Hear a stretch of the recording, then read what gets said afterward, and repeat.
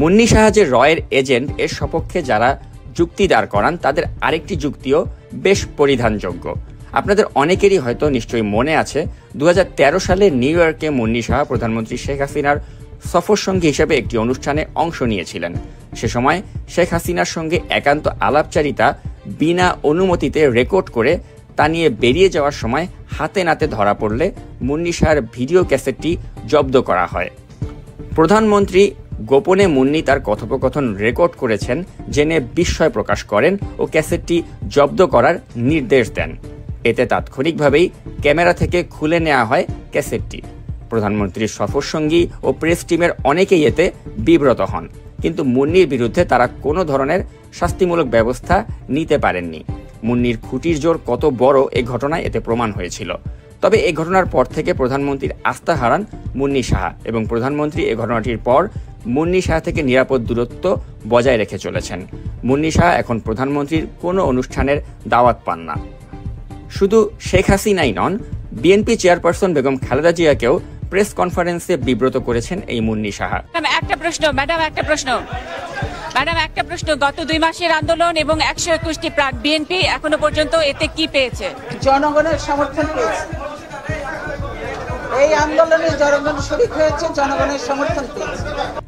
খালেদা জিয়াকে বেফাস প্রশ্ন করে উল্টো নিজেই সমালোচিত হন। তাছাড়া সাংবাদিক মাসুদা ভাট্রিকে চরিত্রহীন বলার প্রতিবাদে আয়োজিত এক সভায় তত্ত্বাবধায়ক সরকারের সাবেক উপদেষ্টা ও তোফাজ্জল হোসেন মানিক মিয়ার সন্তান ব্যারিস্টার মইনুল হোসেনকে রাজনৈতিকভাবে চরিত্রহীন বলে আখ্যা দেবার ধৃষ্টতা দেখিয়েছিলেন এই মুন্নী সাহা। প্রথিত যশা সাংবাদিক মাহফুজ আনামকে লাইভ টক শোতে এনে 111-এর বিষয়ে উল্টাপাল্টা প্রশ্ন করে অপমান করারও চেষ্টা করেছিলেন এই মুন্নী সাহা। নিউ এজ ছাপেনি এবং তার জন্য আমি নুরুল কবিরকে ক্রেডিট। ভাই, এটা কি মানে উনি ছাপেননি ক্রেডিট দিচ্ছেন, এটা কি দায়িত্বশীলতা থেকে ছাপেননি আপনি বলতে চাইছেন? জি, তাহলে সেই দায়িত্বশীলতা তো আমি সবার আগে মাহফুজ আনামের কাছ থেকে এক্সপেক্ট করব। এবং তুমি যদি আমাকে জিজ্ঞেস করো, আমি মনে করি আমার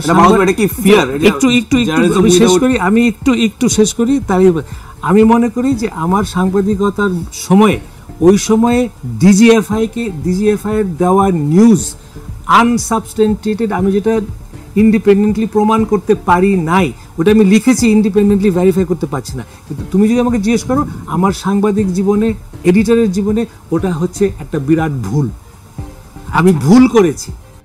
প্রিয় দর্শক, এবারে একটু সাম্প্রতিক প্রসঙ্গে আসা যাক।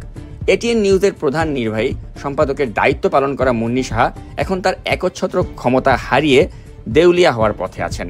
তাই হতাশ হয়ে যখন তখন আবল তাবল বকছেন টকশোতে। তবে মুন্নী সাহার বিষয়টি এটিএন নিউজের চেয়ারম্যান মাহফুজুর রহমানের গোচরীভূত হলেও চেয়ারম্যানকে ভারত ও তার সাথে ভারতীয় গোয়েন্দা সংস্থার সংশ্লিষ্টতার ভয় দেখিয়ে এতদিন অতিবাহিত করছিলেন এই চতুর মহিলা। তবে মাহফুজুর রহমান অবশেষে ভয়কে জয় করে এটিএন নিউজে প্রধান নির্বাহী কর্মকর্তা হিসেবে দায়িত্ব দিয়েছেন অবসরপ্রাপ্ত কর্নেল মীর মোতাহার হাসানকে। এটিএন নিউজে সিও হিসাবে মীর মোতাহার হাসানের নিয়োগের পর থেকে মুন্নী সাহার একচ্ছত্র আধিপত্য কমে এসেছে। এর ফলে মুন্নী সাহার দ্বারা অবহেলার শিকার সাংবাদিকদের মাঝে এখন আনন্দের সুবাতাস বইছে।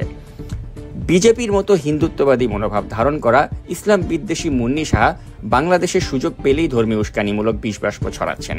এটিএন নিউজে কওমি মাদ্রাসার বিরুদ্ধে একতরফা রিপোর্ট করে মুসলিমদের মনে আঘাত করতে তার বিবেক এতটুকু কাঁপেনি।